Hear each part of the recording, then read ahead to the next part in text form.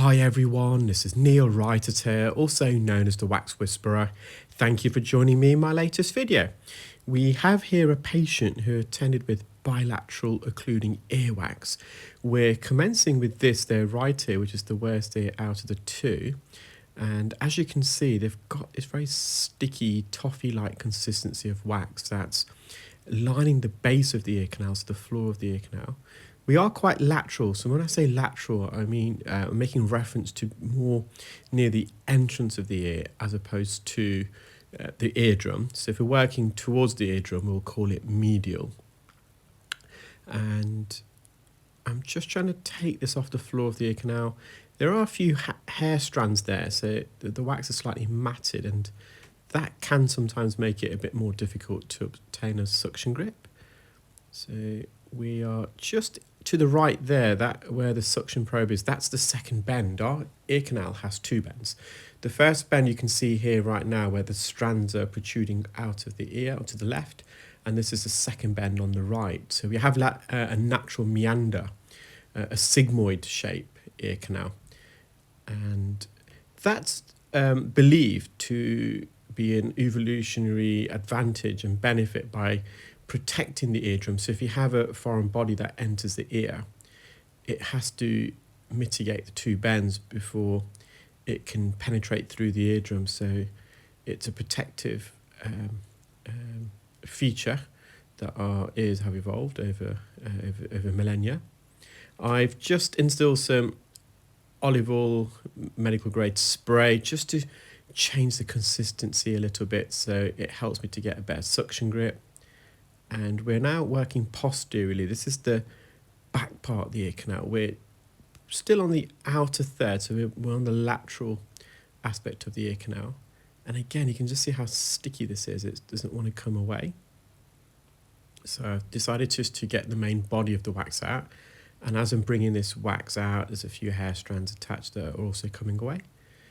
A little bit of wax has got trapped near the entrance as I was trying to remove it from the ear.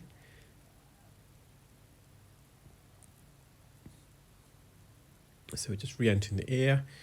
You can see the eardrum in the distance now, so that is visible. As a result, the patient can hear significantly better already. And again, just trying to bring this away.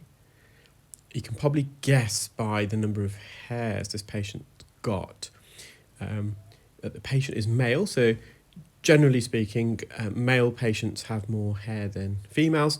That's not always the case, but typically that's the trend. And in addition, as we get older, men in particular tend to get more hairs growing in the ear and also in our nostrils, as opposed to where we would like to have hair, which is our crown region and our temple region. So it's funny how our body works. I'm not sure of the reason why as we age, particularly men, that we do get more hairs in the ear and in the nose. So that's something that now that I've thought about it loudly and talked about it, I'm going to perhaps do some research and figure that out. I'm sure it's a very logical reason. So we're just trying to remove this wax and skin again, just more posteriorly, so towards the back part of the ear canal and also the floor. And I'm using the fine end suction probe here because there was a bit of clarinetting. On occasions when you're performing microsuction, and it occurs more when you're suctioning dead skin, the skin violently flaps at the tip of the suction probe, and that we call that clarinetting, and it emits a very loud high frequency squeal. It's not only loud for the patient but also myself. So a fine end, because it's less suction power, you're less likely to get clarinetting. However, I can tell there that I've taken the fine end off just because I haven't got enough suction power. So I've reverted back to the standard full-size Zollner suction probe. The internal diameter of a Zollner suction probe is around 1.7 millimeter. The complete diameter is 2.1 millimeters. And the endoscope that I'm using, the eye clear scope, we've developed it to be a 2.7 millimeter diameter as well. So when you add that together, in terms of the total diameter of the instrument and the endoscope is around just under 5 millimeters. The average ear canal diameter, it varies in terms of the width and height and at various points within the ear canal. So the largest and widest regions of the ear canal is at the entrance and also right up against near the eardrum where the ear canal terminates at the eardrum. And you're approximately looking average width between 0.6 and 0.8 millimeters and height-wise 0.8 to 1 millimeters. And then you've got two narrow regions. You've got the region between the first and second bend called the isthmus, so that's on the outer third.